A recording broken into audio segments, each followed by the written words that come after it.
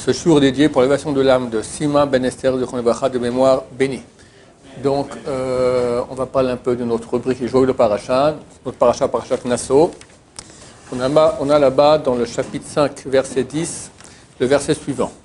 Donc, la Parashat, elle parle à ce moment-là de l'obligation de donner certains prélèvements aux Lévi'im, aux Kohanim. Donc, on sait qu'il y a plusieurs Troumat Gdola, Troumat Maaser, Maaser Rishon, Maaser Sheni, Maaser Ani, toutes ces choses-là. Et le verset dit Ve'ish et Kodashav lo yiyu. Chaque personne, c'est sainteté, les choses qu'il doit donner. La Trouma, c'est saint, d'accord? Le Maaser Sheni, c'est saint. Toutes les choses qu'il doit donner en tant que cadeau, en tant que tzedaka, il aide comme ça certaines fractions du peuple juif. Lo hiyu, à lui, ils seront. C'est quoi à lui, ils seront? C'est-à-dire qu'il a le libre arbitre de donner ça à qui il veut. Quoi, il ne peut pas venir lui, écoute, tu dois me donner la Trouma, je la prends. Ah ben, je ne vais pas donner à toi, je vais donner à mon cousin qui est Cohen. C'est moi qui décide, d'accord? Je peux même recevoir de l'argent là-dessus. Quelqu'un peut me dire, écoute, donne à mon cousin qui est Cohen, je te donne un petit bakshish comme ça, c'est permis. On appelle ça Tovatana, c'est-à-dire qu'on a le droit de décider, même de gagner un peu d'argent là-dessus, sur le fait de pouvoir décider à qui on va donner. Et la fin du verset dit, Ish asher iten la Cohen, lohiye. L'homme qui donnera au Cohen, ça appartient au Cohen. Une fois que tu as donné au Cohen, donner c'est donner, reprendre c'est voler. Une fois que tu as donné au Cohen, ça appartient au Cohen.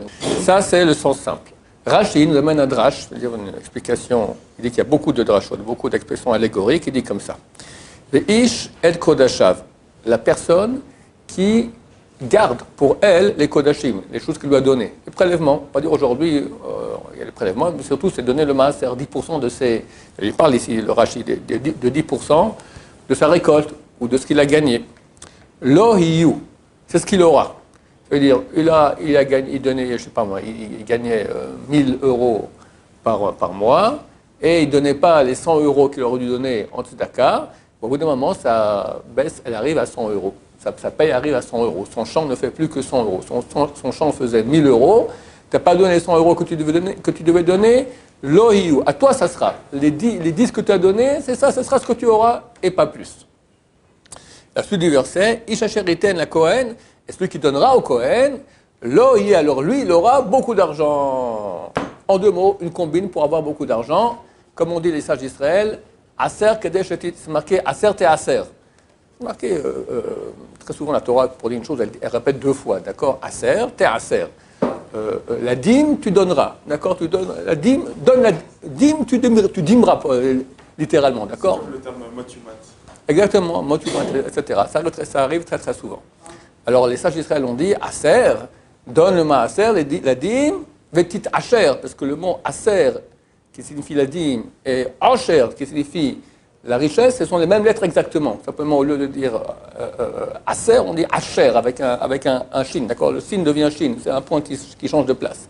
Donc les sages d'Israël ont dit, donne le maasrot, comme ça tu vas t'enrichir. Et en plus, oui, il y a une question?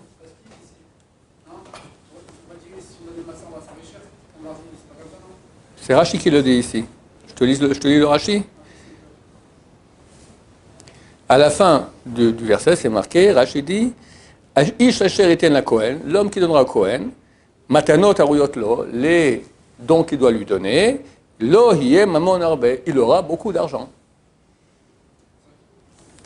Maintenant, autre part, Hazal on dit, aser ta aser, asher kedesh asher. C'est marqué dans le livre de Varim, c'est marqué il y a une interdiction de la Torah, même quand tu donnes, il ne faut pas que tu aies un... Lo ira levavcha, le verset il dit, comme ça je vous le cite, Naton titen lo, au pauvre tu lui donneras, lo ira levavcha betitra lo, ton corps ne sera pas, tu n'auras pas mal au cœur. Des fois tu donnes, dommage, j'aurais pu, c'est l'argent que j'ai gagné, peut-être lui, il aurait pu aller travailler lui-même, j'aurais pu donner ça à mes enfants, j'aurais pu aller me payer un peu des vacances avec ma femme, d'accord, etc. Il ne faut pas que tu aies mal au cœur. Pourquoi? Car grâce à cette chose-là, Dieu va bénir toutes tes actions et toutes tes entreprises. Donc en fait, c'est une bracha. D'accord? Les gens disent j'aimerais bien avoir de l'argent, mais la bracha, mon cher ami, c'est comme les cheveux. Plus tu coupes, plus ça repousse. D'accord? On sait bien que les cheveux, plus tu les coupes, plus ça repousse rapidement. C'est la même chose. En tout cas, il y a un dicton pareil. Et le dicton, il dit ça. D'accord? Je ne sais pas si c'est vrai pour les cheveux, mais pour l'argent, c'est clair que c'est vrai. Ça, c'est clair. Tu donnes 10%, tu gagnes. Il y en a qui donnent même le 20%. C'est pas obligatoire, je connais des gens qui font cela, ils m'ont dit c'est dur, mais on voit la bracha. Quelqu'un a raconté que pendant 2 ans, il s'est marié, et pendant 2 ans, il est au collège, sa femme cherche du travail. Elle a un métier, tout ça. Elle va d'endroit en endroit, elle a un très bon CV, tout ça. Rien. Alors, ok, il vivait très chichement. Il ne recevait que la paye du collège, c'est pas grand-chose, d'accord. Bon, ils sont 2, c'est pas beaucoup, mais un jour, il s'est dit, tu sais quoi, on lui donner le maaser, on va donner le double, le 20%, on l'appelle le chomesh. Le type, il dit, dans quelques jours, elle trouve un travail très bien. Fantastique, vraiment comme il fallait. C'est un exemple parmi des millions de milliards, d'accord. C'est clair, plus tu donnes, plus tu reçois. On a vu ça dans la paracha, on avait aussi cette dans Dvarim qui dit tu seras béni, et n'est pas mal au cœur. Oui. Comment faire pour le... Imaginons, là, on donne 10%, ok, ça va passer. Imaginons, c'est une grosse somme d'argent, on va donner 20%. Ouais. C'est sûr qu'on va avoir un petit truc au cœur, même si on va le donner avec amour, on aura un petit truc au cœur. J'ai un ami, par exemple, qui est Baruch Hashem, il a de l'argent, et lui, il m'a dit, c'est pas à lui cet argent, il touche pas, c'est pas à lui. Et au contraire, c'est ce que dit le verset, tu auras de la bracha. En donnant ça, tu auras de la bracha. Une fois, il y a eu une crise, je ne sais plus, il y a quelque temps, d'accord, et beaucoup de grands millionnaires en Amérique, ils sont complètement écroulés, d'accord. Et ils sont voir le Rav Shlomo, on donnait des millions à la Torah, des millions. Pourquoi est-ce qu'on a fait faillite? Est-ce qu'il y a un parmi vous qui donnait 10% vraiment de ce qu'il gagnait? Tous ont baissé la tête. Ils donnaient des millions. Mais beaucoup moins que ce qu'il devait donner. Le type, il gagne des milliards, d'accord? Donne, ça lui fait mal. J'avais un donateur un temps, il est décédé, c'est un type très bien, il donnait 100 millions de dollars par année. 100 millions de dollars. Pas à la yeshiva. Il donnait au monde entier 100 millions de dollars.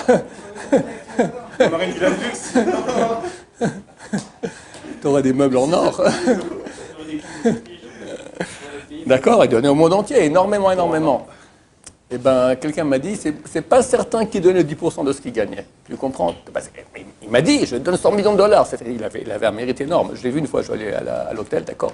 Il devait donner au boy.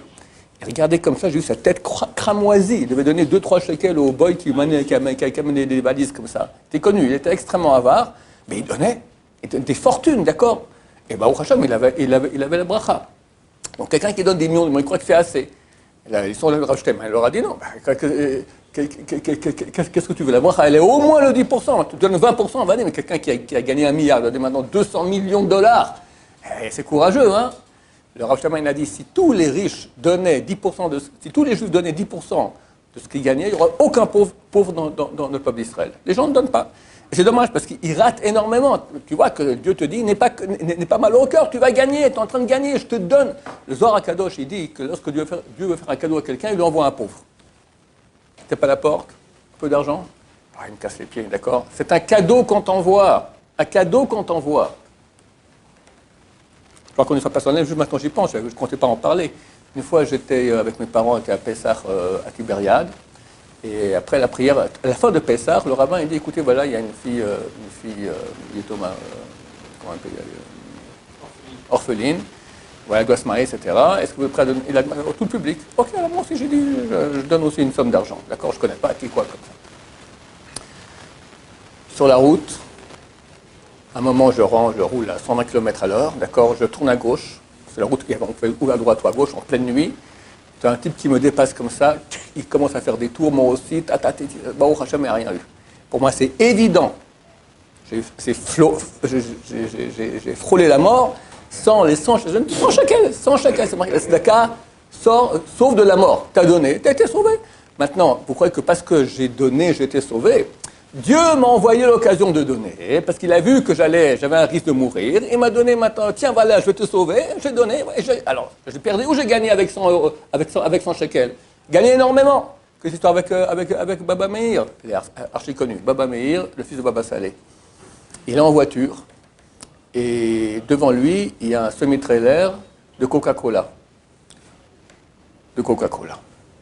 Et tout coup, Baba Meir dit, dépasse le semi-trailer et dis-lui d'arrêter. Bon, le truc va comme ça, il fait signe, il se met comme ça, le semi-trailer arrête sur la route comme ça, il dit, qu'est-ce qu'il y a? Qu'est-ce que vous me dérangez? Écoute, le Rav, il a soif, il demande si tu ne peux pas lui donner une bouteille de coca. Non, mais vous êtes complètement malade, vous êtes complètement dingue, mais je fichais le camp. il reprend un truc et il repart. Bon, le conducteur, il dépose Baba Meir chez lui, il revient sur la route, et sur la route du retour, il voit le semi-trailer qui est tombé dans le fossé, et le conducteur est mort. Il est complètement sidéré. Alors, il repart chez Baba Meir, il raconte l'histoire, il dit « Ouais, ben pourquoi je t'ai demandé ça? J'ai vu l'ange de la mort qui était sur le semi-trailer. Je savais qu'il allait se faire. Je voulais qu'il ait le mérite. Peut-être que s'il m'avait donné à boire, il aurait fait de la tzedaka. Là, il n'a pas eu le mérite. On ne se rend pas compte quel cadeau on reçoit en faisant cela. Alors, un des pshat, une des explications qu'on a reçues ici, c'est celle que donne Rashi au nom des sages d'Israël. Celui qui donnera, alors l'oïe, il aura beaucoup d'argent. Le Chafetz Chaim donne un autre pshat, qui est vrai aussi. Il dit, celui qui donnera, l'oïe, à lui, ça sera. Ça veut dire, tu crois que tu as donné et tu n'as plus, et que ce que tu as gardé, c'est à toi, c'est exactement le contraire. Ce que tu as donné, c'est à toi. Pourquoi? Parce que tu l'as mis dans le compte de vérité d'Hachem. Et tu arrives à la bas, c'est dans ton compte banque. Ici, ce que tu as, alors tu t'achètes, tu manges, ça part en déchets, tu fais ci, tu fais ça, c'est rien, c'est olamazé, c'est des choses qui sont futiles. Il y avait un très grand sage dans la Gemara, dans le traité Bava Batra, elle raconte l'histoire du roi Monabaz. Monabaz, il donnait des sommes énormes, tout ce que ses parents et grands-parents, c'était des rois d'Israël, et ils ont mis beaucoup d'argent. Et lui, il a commencé à tout dilapider, tout distribuer aux pauvres. Sa famille lui dit, mais ça va pas, tout ce que tes grands-parents et parents ils ont fait, et tout ça, tu donnes comme ça. Il dit, mes grands-parents, ce qu'ils ont gagné, ils n'ont rien fait avec. C'était perdu. Moi, c'est gagné, parce que je donne, et ça rentre vraiment dans le compte. Ça rentre dans Olam Haba, alors que eux, c'est Olam Hazé. Eux aussi, un peu une guerre, quelqu'un vient, il prend tout l'argent, et il n'y a plus rien. Moi, c'est certain, c'est dans le coffre du bon Dieu. Quoique, il y avait une fois, je crois que c'était en 1929, après la crise en Amérique, je crois que le Rav de Ponovitch ou un autre rabbin est parti là-bas faire un dîner, d'accord. Et les gens, il n'y avait pas d'argent, etc., mais il y avait quand même quelques riches, etc. Alors, il amène un des riches, et il dit, messieurs, donnez. Moi, j'ai tout perdu. Mais ce que j'ai donné au yeshivot, ça, je sais que c'est à moi, je ne l'ai pas perdu. Une histoire aussi qui ressemble à ça, le Rav Yaakov Galinsky. Le Rav Yaakov Galinsky, c'est un rabbin qui est décédé il y a quelques années ici, à Bnei Brak, il venait de Russie, il a été torturé par les Russes. C'est un très grand sage d'Israël. Il raconte qu'une fois il était en prison avec un autre juif. Ce juif, il dit, il y a deux personnes à qui je ne pardonne pas le mal qu'ils m'ont fait. Ni dans Olam Hazé, ni Olam Haba. Qui c'est? Il dit, c'est le Rav de Ponovitch et le Rav de Kovna. Mais qu'est-ce qu'ils t'ont fait, ces pauvres? Ils venaient chaque année demander de l'argent. Je donnais de l'argent. Mais ce n'est pas suffisant. Ils auraient dû venir avec des pistolets, me menacer, me dire que je donne beaucoup plus. On m'a tout pris. Tout mon argent est parti chez les bolcheviks. Si au moins j'avais donné plus d'argent à eux, au moins ça, j'aurais le mérite de tout cet argent qui est parti pour rien. Au moins maintenant, j'aurais le mérite que ça arrive à une bonne adresse. Il n'y a pas de meilleure adresse que la tzedaka, parce que ça rentre dans le compte, c'est pour toujours, aucune crise. Vous savez qu'on va rentrer dans une crise là, il paraît que l'inflation commence à monter en Amérique, etc. Il n'y a pas de solution à faire. Enfin, les gens qui comprennent, ils comprennent que ça ne va pas du tout. Donnez! Bientôt, il n'y aura plus rien. Alors, au moins que tu aies quelque chose dans le ciel, d'accord? On ne peut pas. Le Shulchan Aruch, ce n'est pas un livre de Moussar, c'est un livre de Halacha. Il dit, c'est dans le chapitre Remez, 247, alinéa B. Rien de mal ne peut arriver par la tzedaka. Personne ne peut devenir pauvre à cause de cela. Aucune nuisance peut arriver. Je vous dis le mot du Shulchan Aruch. Jamais quelqu'un peut devenir pauvre à cause de la tzedaka. Aucune chose de mal peut arriver à cause de la tzedaka et aucune nuisance peut arriver à cause de la tzedaka. Pourquoi c'est marqué? Va yamaseh à tzedaka shalom. L'action de tzedaka sera shalom. Shalom, c'est la paix, tu as tout. Quand tu as la paix, tu as tout. D'accord? On ne peut que gagner avec cela. Mais il y a Yetzirah. C'est normal. J'ai vu des gens riches qui avaient l'occasion de donner beaucoup d'argent, et ils voulaient, mais ils n'ont pas réussi. D'accord? C'est marqué qu'il y a un SRA spécial. Les gens croient, il y a beaucoup de gens qui aimeraient beaucoup avoir, ils disent, j'aimerais avoir beaucoup d'argent, comme ça après je vais donner beaucoup au yeshivot. D'abord, va étudier la Torah, c'est beaucoup mieux plutôt que de donner au yeshivot. Ensuite, tu crois aujourd'hui, mais quand tu auras beaucoup d'argent, tu as un SRA spécial. Aujourd'hui, tu es prêt à donner, mais quand l'argent vient, il y a un SRA qui vient, c'est beaucoup plus dur. Tellement le mérite, il est grand. On sait, plus une mitzvah elle est dure, plus elle est grande. Et il y en a qui, Baruch Hashem, ont compris le message, et ils donnent, et ils sont bénis, Baruch Hashem. Alors que, oui. Non, je vais finir alors, pour sa question. Quand vous avez parlé du maaser de 10%, est-ce qu'on peut donner 5% à quelqu'un et 5% à quelqu'un d'autre? Bien sûr, tu donnes à qui tu veux. Des pauvres, ou des œuvres, ou ta Torah. Le mieux, c'est donner, si les gens posent la question, le mieux, Le Shulchan Aruch dit que c'est bien de donner à des gens qui sont en prison, pour les libérer de prison. Mais les poskim disent que c'est plus actuel. Pourquoi? C'était à l'époque, quand on allait en prison, le type se faisait battre, se torturer, peut-être il crevait même de faim et de soif. Ok, peut-être il y a dans certains pays africains ou en Corée du Nord, si tu es en prison, ça vaut la peine de donner de l'argent pour te libérer si on peut te libérer. Mais aujourd'hui, les prisons, c'est comme des hôtels, d'accord? Tu es nourri, logis, blanchi, etc. Et puis qui sait, peut-être que c'est mieux que le type il reste en prison, il fera moins de péché que s'il sort de prison. Donc quelqu'un m'a demandé aujourd'hui, vous voulez donner la tzedaka? Je demandé à un grand sage d'Israël, il m'a dit, le mieux c'est de donner à des étudiants de Torah pauvres. Parce que tu fais deux choses. Un, tu fais Zakat Torah, tu soutiens la Torah, c'est un très grand mérite. Deux, ce sont des pauvres. Donc d'une pierre, tu as fait deux coups, et c'est la meilleure Zakat qu'on puisse faire. Quelque chose qui va dans le sens de ce que dit le Chafetz Chaim, il raconte une histoire, pas réelle, mais une histoire qui va nous faire comprendre un peu. Il dit que celui qui donne, donc l'oyu, ça sera à lui. Par contre, qu'un type, une fois, par là, ça n'allait pas du tout. Alors il a quitté son pays, et il est parti d'un pays très très lointain, au fin fond du monde, d'accord? Il va là-bas, et puis tout à coup, il voit qu'ils ont un lait de mouton délicieux. Délicieux. Il dit, fantastique. Je vais acheter des bidons de ce lait comme ça. J'en mets je vends, ça coûte rien. Dans mon pays là-bas, un si bon lait, on peut faire de bons fromages, ça va être extraordinaire. Je vais faire des millions. En fait, tout le calcul, il voit qu'il est plusieurs fois millionnaire, des dizaines de millions. Bon, il prend tout ça sur le bateau, tout l'argent qu'il a, il dépense, etc. Et avant de monter sur le bateau, quelqu'un vient, achète, ils vendent quelques petits bijoux. Tiens, regarde, j'ai des pierres précieuses, ça peut être intéressant. Non, mais ça c'est des trucs, c'est de la pacotille, ça fait absolument rien. Écoute, je te le vends, quoi, c'était un peu d'argent, 10, 15 euros. Allez, d'accord, je prends ça, j'amènerai ça à ma femme, elle sera contente. Il arrive dans son pays, ils ouvrent le bateau et il y a une odeur terrible qui sort. Tout le lait a pourri. Il a tourné, évidemment, ce sont les frigos, etc. Le pauvre, tout son argent dilapidé, tout le voyage qu'il a fait, quelques années, il est parti, il est revenu, toute sa famille, tout le monde se met à pleurer. Quand on s'approche, il sort un peu, je vais voir ce que ça, il voit un bijou, je dis, mais c'est des pierres qui ça vaut une fortune, ces pierres-là. Et en fait, ces quelques pierres qu'il a données, ça valait des millions de millions, d'accord? Ça me dit, c'est l'exemple, c'est quoi? On quitte Olam Haba, on vient ici au Olam Hazé, un pays lointain, et on croit on achète des toutes choses qui sont importantes, je vais faire de l'argent, je vais faire des sous, il achète du lait. T'as Olam Haba, toutes ces choses-là, ça a tout pourri, ça n'a aucune valeur. Tu as fait quelques mitzvot par-ci par-là, tu as donné un peu d'argent de tzedaka, tu donnes un peu de Torah, c'est ça, c'est quelques pierres avec 15 shekels tu as acheté. Et tu tapes la tête. La Rolméade, dans l'éternité, dans l'Amaba, il y a un mur spécial comme ça, tac, on se tape la tête toute la journée, on regrette qu'est-ce que j'étais crétin de ne pas faire plus de mitzvot dans l'Amazé. Il y a le Rav Dessler, celui qui a écrit Mirtam Eliyahu, il est venu en visite en Israël, c'est encore avant la Seconde Guerre mondiale, je pense. Et il habitait en Angleterre.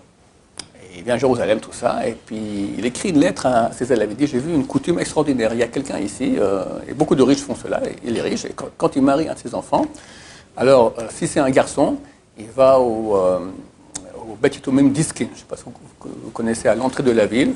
Quand tu arrives, sur la droite, vous voyez une colline, il y a un vieux bâtiment haut comme ça, de 3-4 étages. Grand bâtiment.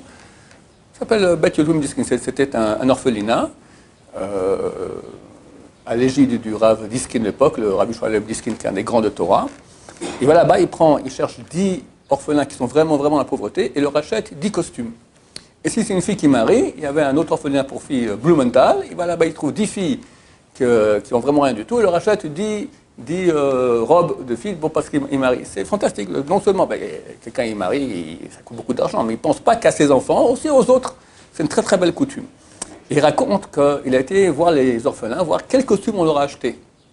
C'est un costume de qualité, bien, ok, c'est pas top, mais c'est pas du rien du tout, un truc bien comme ça. Allez voir le type qui a donné ça, il dit, je ne vous comprends pas très bien, vous êtes un businessman. Le costume que vous portez là, que vous achetez pour le marié, combien de temps il va le porter? Allez, 5 ans, 6 ans, 7 ans, puis après, terminé, mort, d'accord. Le costume que vous offrez aux personnes, aux orphelins et aux orphelines, combien de temps ils vont le porter? Peu quelques années. Mais vous, ce mérite-là, combien de temps il va rester? Pour l'éternité. Alors vous achetez un costume de qualité moyenne, normale, pour l'éternité.